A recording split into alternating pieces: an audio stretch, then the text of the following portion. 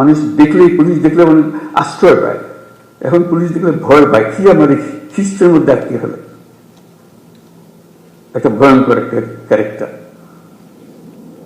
Police হলো বন্ধু,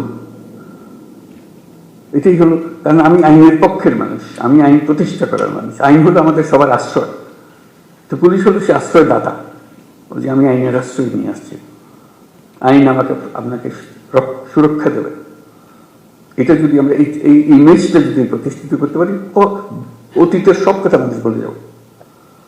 কাজে এটা নিয়ে কান্নাকাটি করে কোনো লাভ নাই, কারণ সেইটা আমরা বদলাতে পারবো না। সেই 16 বছরের ইতিহাসে আমরা বদলাতে পারবো না। সেই 16 বছরের কালিমা আমার সারা গায়ে মাখা আছে, আমি রাতারাতি পাল্টাতে পারবো না। এটা মানুষ হিসেবে আমি আমার কর্তব্য নির্ধারণ করতে পারি, আমি আমার সম্পূর্ণ নতুন ভাবমূর্তি আমি প্রতিষ্ঠা করতে পারি।